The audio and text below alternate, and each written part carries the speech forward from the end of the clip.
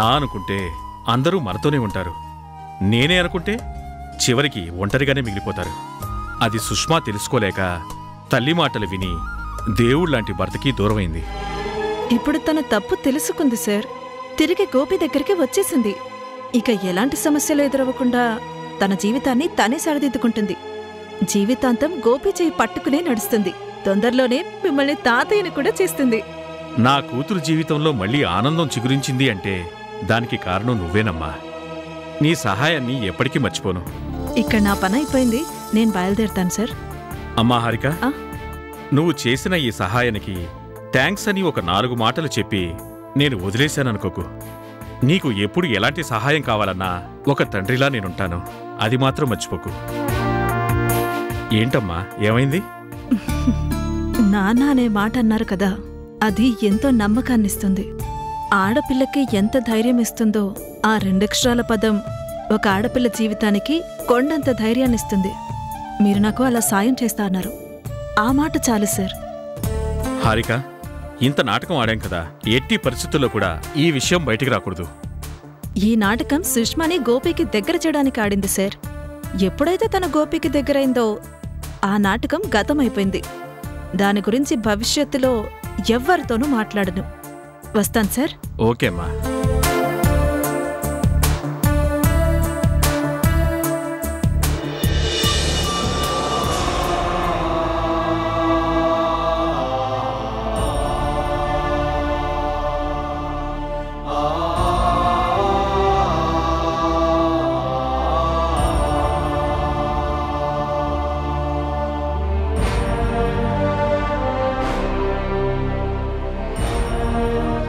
ओम अपवित्र पवित्रो वा सर्वावस्थांगतोऽपि वा यस्मरेत् पुंडरीकाक्षं सभाभ्यान्तरस्य च हि पुंडरीकाक्ष पुंडरीकाक्ष पुंडरीकाक्षाय नमो नमः.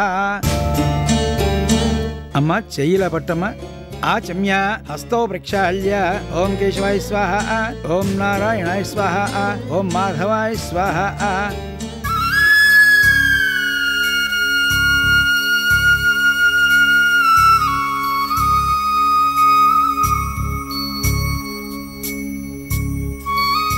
ओम महागणाधिपतये नमो नमः.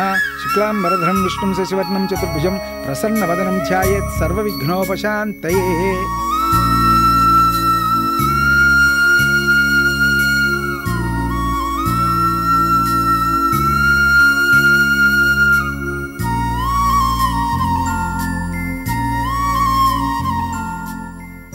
ఏంటొదినా, కార్యక్రమం ఇక్కడ జరుగుతూ ఉంటే నువ్వెవరి కోసం ఎదురు చూస్తున్నా?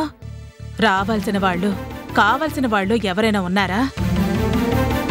ఇంకెవరి కోసం చూస్తాను? నా మనవరాలి కోసమే చూస్తున్నాను. ఎవరు? వర్ష కోసమా? అవునుదినా, నా మనవరాలి పేరున్న వర్ష కోసం.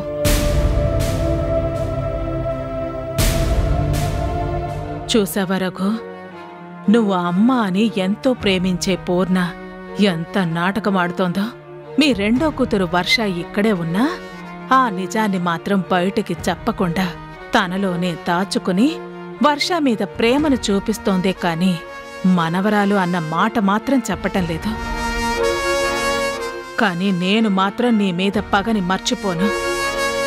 ఇప్పుడు నీకు కార్యక్రమం చేస్తున్నా నీ పెద్ద కూతురు సమంతకు మాత్రం వర్ష శాశ్వత శత్రువుగానే మిగిలిపోయేలా చేస్తాను.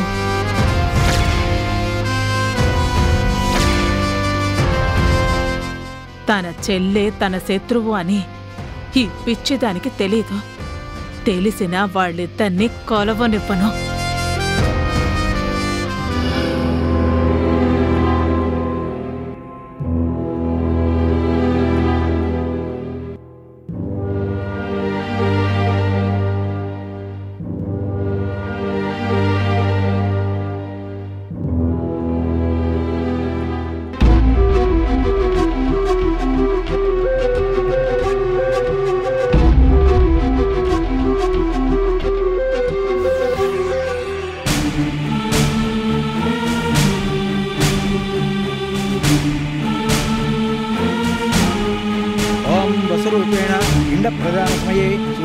నక్షత్రాణం నవానాం గ్రహాణం అత్యంత ఆనుకూల్యత ఫలసిద్ధిరస్తు.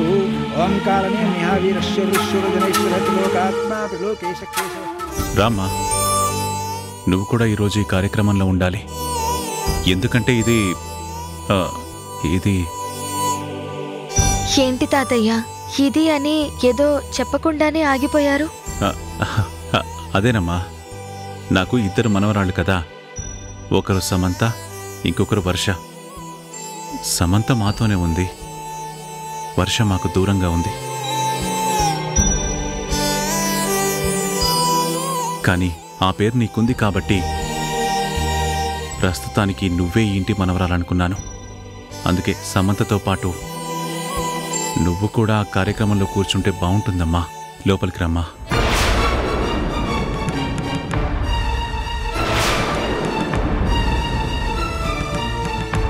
ఓం బ్రహ్మణ్యో బ్రహ్మకృత్ బ్రహ్మ బ్రహ్మ బ్రహ్మ వివర్ధన బ్రహ్మ. ఆగు తాతి.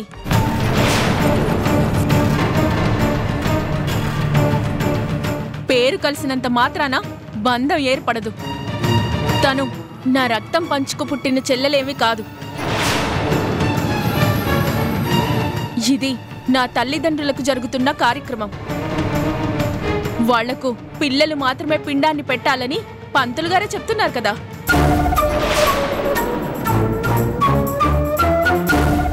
వాళ్ల కడుపున పుట్టింది నేను కాబట్టి ఇది నా చేత్తోనే పెట్టాలి. వర్ష కూడా వరుసకి ఇంటి మనవరాలే.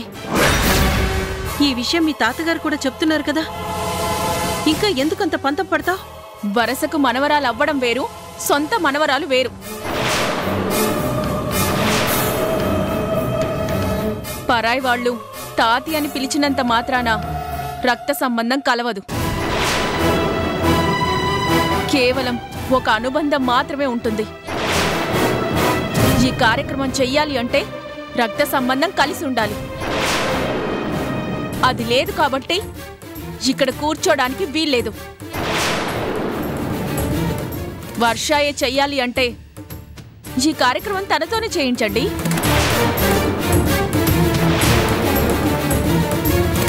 చూడమ్మా, ఇది తల్లిదండ్రులకు చేసే క్రతువు.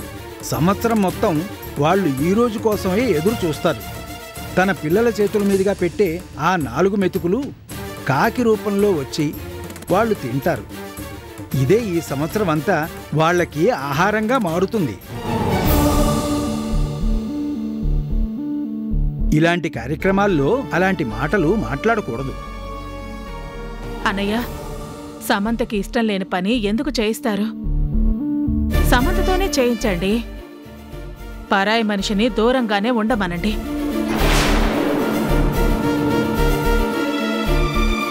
పర్వాలేదు తాతయ్య, కళ్ళతో చూసే భాగ్యం కలిగింది కదా, అది నాకు చాలు.